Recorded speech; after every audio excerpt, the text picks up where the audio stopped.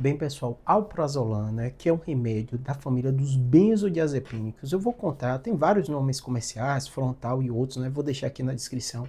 Mas para você entender qual foi a lógica desse remédio, por que ele revolucionou o tratamento e por que ele traz uma série de preocupações hoje, Vamos lá, se a gente entende a história, a lógica do remédio, o que evoluiu, a gente consegue entender também os riscos e os benefícios desse remédio. Em primeiro lugar, um remédio autorizado pela FDA no mundo inteiro, aqui no Brasil, com o nome de Frontal e outros, E super seguro, super eficaz, mas com alguns detalhes que a gente vê na evolução. Então, o que acontece? Foi um remédio desenvolvido ali pela década de 70, mais ou menos, por uma farmacêutica que depois foi comprada pela Pfizer, Up Johnson, E o que ela desenvolveu e por que esse remédio foi tão importante, Porque foi numa época que a gente tinha pouquíssimos tratamentos para os transtornos de pânico, de ansiedade, e isso era uma realidade muito comum no consultório médico.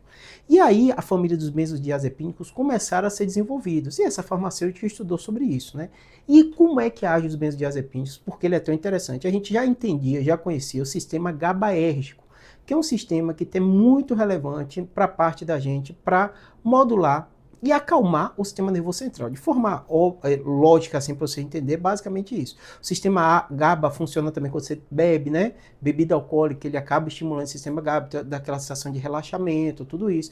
Por isso que eu até brinco com meus pacientes, que o primeiro ansiolítico foi o álcool, A gente sabia que ele funcionava um pouquinho. Você estava ansioso, você bebe, até hoje muita gente faz isso. Claro que não é para usar isso como remédio, porque tem as consequências, mas para você entender, E aí, quando essa farmacêutica desenvolveu esse remédio, foi analisado pela FDA e foi autorizado nos Estados Unidos, no mundo inteiro, na década de 80. E se popularizou muito, porque a gente tinha uma doença que a gente não tinha muitas opções de medicação e um remédio que funcionava na hora, quase de forma instantânea.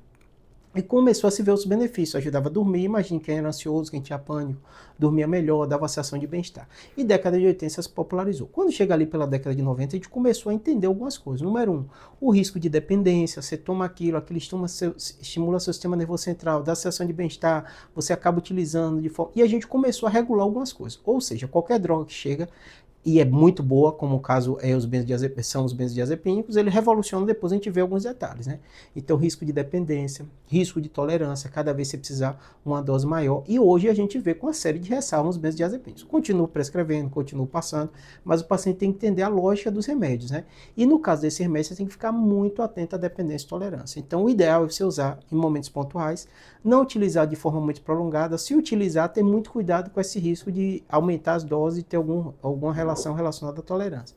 Essa é a lógica do remédio, continuará sendo. Os benzodiazepínicos dificilmente vão sair do mercado.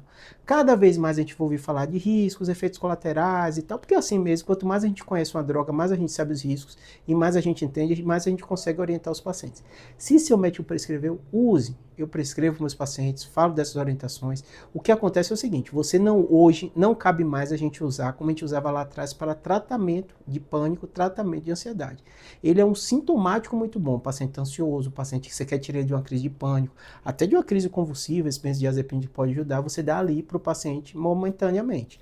Tá com insônia, você pode dar. Quando eu digo momentaneamente, assim, não é para sempre, entendeu? Você dá por um curto período de tempo. Ah, Júlio, você tem pacientes que usam por muitos meses? Tenho. Aqui nos comentários, quando eu faço um vídeo disso, eu canso de ter gente que fala assim, ah, Júlio, eu uso o dosagem X que meu médico passou, meu psiquiatra, há 10 anos. Não tive efeito colateral nenhum, tudo bem. Cada situação é bem específica, mas no geral a gente orienta desse jeito essa medicação, tá bom? Espero que tenha ajudado.